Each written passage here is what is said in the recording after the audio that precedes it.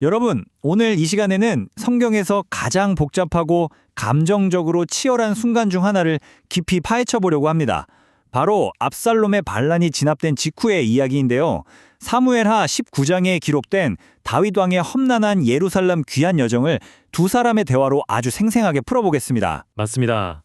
아들의 죽음이라는 뼈아픈 개인적인 비극, 그리고 분열된 왕국을 다시 하나로 묶어야 하는 정치적 과제가 정면으로 충돌하는 바로 그 지점이죠. 이 여정은 단순히 장소를 이동하는 게 아닙니다. 상처받고 무너진 리더십이 어떻게 회복되는지, 그 혼란 속에서 하나님의 섭리가 어떻게 일하시는지를 보여주는 정말 역동적인 기록입니다. 자, 이 드라마틱한 여정을 본격적으로 따라가 볼까요? 오늘 우리가 함께 따라갈 귀환 여정의 핵심 정거장들입니다. 첫째, 요압의 책망. 둘째, 귀환 계획. 셋째, 시므이를 향한 자비. 이어서 넷째, 무비보셋의 진심. 다섯째, 바르실레의 지혜. 그리고 마지막 여섯째, 분열된 왕국입니다. 이 영적이고 물리적인 정거장들을 거치며 무너진 왕국이 어떻게 재건되는지 인물들과의 만남을 중심으로 하나씩 살펴보겠습니다. 첫 번째 정거장, 요압의 가혹한 책망입니다. 마하나임에서 벌어진 전투 직후의 위기 상황으로 바로 들어가 보죠. 다윗의 군대는 목숨을 걸고 싸워서 엄청난 승리를 거두었잖아요. 그런데 그 승리의 현장은 축제가 아니라 완전히 초상집 분위기였습니다. 다윗을 마비시켜버린 깊은 슬픔과 군대의 빛나는 승리가 정면으로 충돌한 겁니다. 피 흘려 싸운 군인들 입장에서는 왕의 이런 반응이 엄청난 실망이자 상처로 다가왔을 것이 분명합니다. 호스트비, 다윗의 절규를 한번 들어보시죠. 내 아들 압살롬아, 내 아들아, 내 아들아. 승전보를 기대했던 상황에서 왕이 얼굴을 가리고 이렇게 통곡하고 있었습니다. 아버지로서 아들을 잃은 그 애통함 정말 깊이 이해가 되죠. 하지만 여기서 우리는 세상의 의무와 개인의 슬픔 사이에 아주 팽팽한 긴장을 보게 됩니다.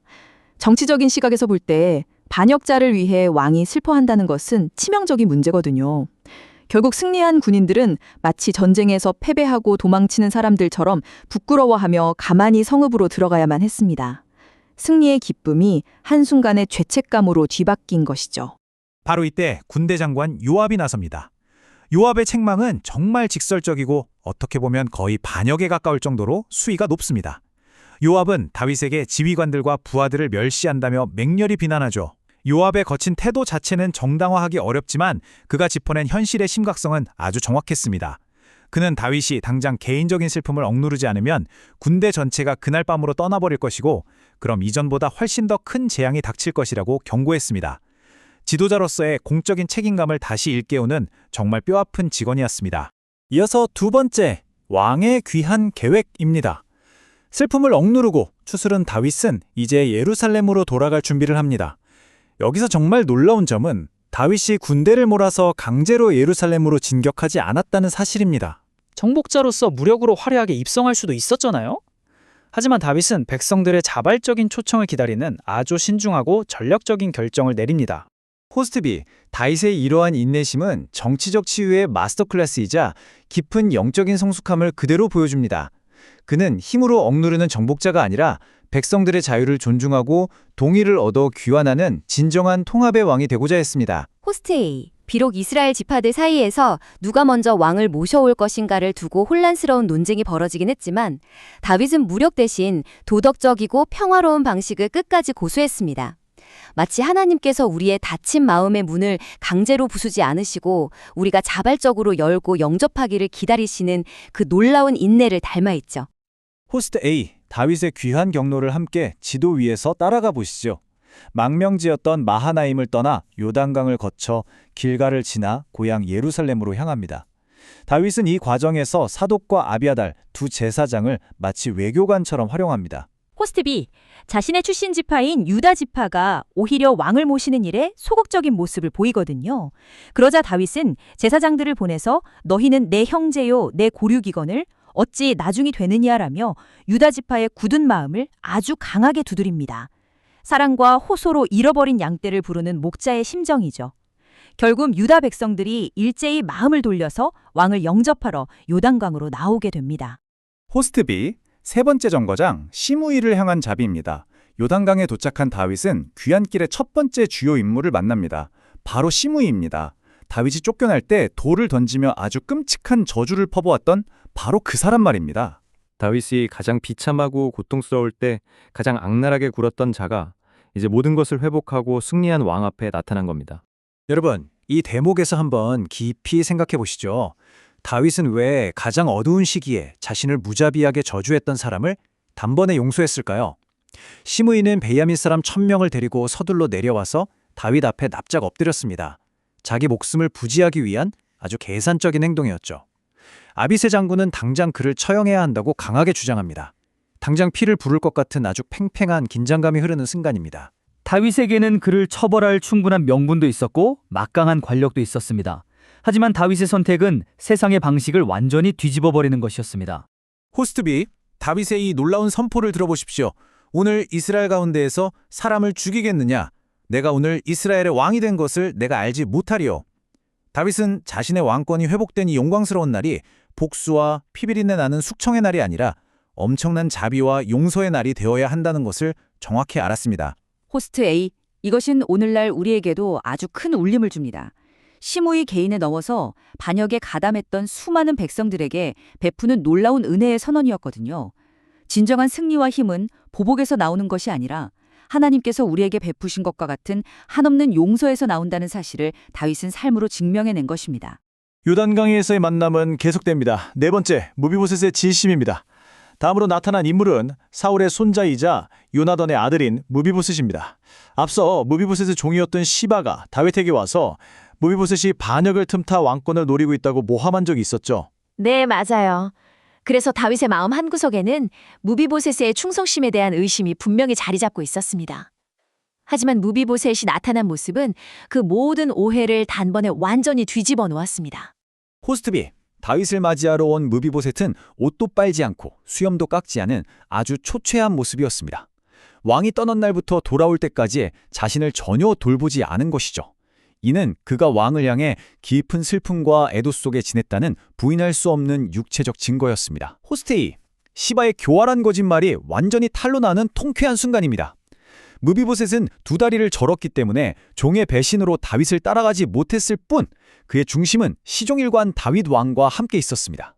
참된 충성심은 결국 환란의 때에 그 빛을 발하는 법이죠. 호스테이가 오해를 풀면서 재산을 시바와 나누라고 하자 무비보셋은 이렇게 대답합니다. 내 주 왕께서 평안히 왕궁에 돌아오시게 되었으니 그가 그 전부를 차지하게 하옵소서. 참으로 순수한 헌신 아닙니까? 세상의 재물이나 빼앗긴 권리보다 왕의 무사귀환 자체를 온전히 기뻐하는 이 모습. 이것은 이 땅의 축복보다 망왕의 왕이신 주님 한 분만으로 만족하는 진정한 신앙인의 자세가 과연 무엇인지 우리에게 아주 깊이 묵상하게 만들어줍니다. 다음 만남은 분위기가 아주 따뜻합니다. 다섯 번째, 바르실레의 지혜입니다. 다윗이 마하나임에 머물며 가장 춥고 배고픈 위기를 겪고 있을 때 군대에게 풍성한 식량을 공급해 주었던 길르앗 사람 바르실레가 멀리 요단강까지 찾아옵니다. 바르실레는 엄청난 부자였고 자신의 위험을 무릅쓰고 다윗을 도운 진정한 후원자였습니다. 다윗은 이 크나큰 은혜를 갚기 위해 그를 예루살렘 왕궁으로 초대하죠. 세상에, 바르실레의 나이는 무려 83살이었습니다.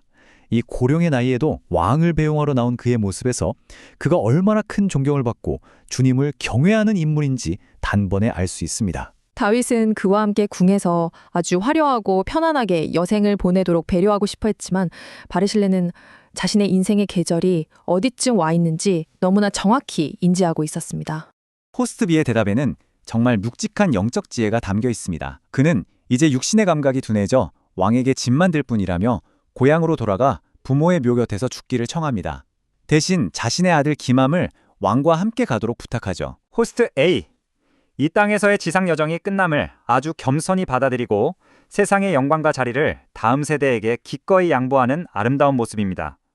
다윗은 바르실레에게 입을 맞추고 축복하며 아주 따뜻한 작별 인사를 나눕니다.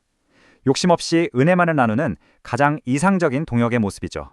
이렇게 훈훈했던 요단강의 만남들을 뒤로하고 다윗 일행은 길갈에 도착합니다. 마지막 6번째 지점, 바로 유다와 이스라엘의 분열입니다. 안타깝게도 그토록 갈망했던 기쁨의 귀한 길이 여기서 격렬한 지파 간의 싸움으로 산산조각나고 맙니다. 온 이스라엘 백성의 절반과 유다 백성 전체가 모였는데 갑자기 이스라엘 사람들이 유다 사람들에게 거세게 항의하기 시작한 겁니다. 어찌하여 우리와 상의도 없이 왕을 도둑질하듯 모셔왔느냐라며 분노를 터뜨린 거죠. 양측의 주장이 아주 팽팽하게 맞섭니다. 유다 지파는 왕은 우리의 종친이다 라며 혈연적 기득권을 강하게 내세우고, 이스라엘 지파들은 우리는 왕에 대하여 열몫을 가졌다 라며 다수결의 우위를 근거로 맞섭니다. 겉으로는 서로 왕을 더 사랑하고 모시겠다는 충성심의 대결 같아 보이지만요. 그 깊은 내면을 들여다보면 순수한 영적 기쁨이 아니라 아주 육신적인 질투와 극심한 자존심 싸움이 자리 잡고 있었습니다. 내가 더 인정받아야 한다는 교만이 결국 공동체의 평화를 깨뜨리고 만 것이죠. 특히 유다 지파의 강경한 말은 불에 기름을 붓듯 갈등의 골을 아주 깊게 만들어버렸습니다. 호스트 B는 다윗은 예루살렘으로 귀환해 왕자를 회복하긴 했지만 길갈에서 터져나온 영적 교만과 자존심 싸움은 이스라엘 공동체에 정말 지울 수 없는 깊은 상처를 남겼습니다. 승리와 통합의 날에 뿌려진 이 불화의 씨앗은 훗날 이스라엘이 남북으로 쪼개지는 비극적인 결과를 낳게되잖아요. 호스트 A, 참으로 두려운 경고입니다. 여러분, 혹시 오늘날 우리의 공동체 안에도 이런 질투와 불화의 씨앗이 자라고 있지는 않은지 깊이 돌아보게 됩니다. 하나님의 은혜로 분명 회복을 경험했는데도 우리의 교만이 다시 그 은혜를 무너뜨리고 있지는 않은지 말입니다. 오늘 우리가 준비한 말씀 이야기는 여기까지입니다. 다음 시간에도 말씀 속 깊은 은혜와 진리를 나누러 다시 찾아오겠습니다. 함께해 주셔서 감사합니다.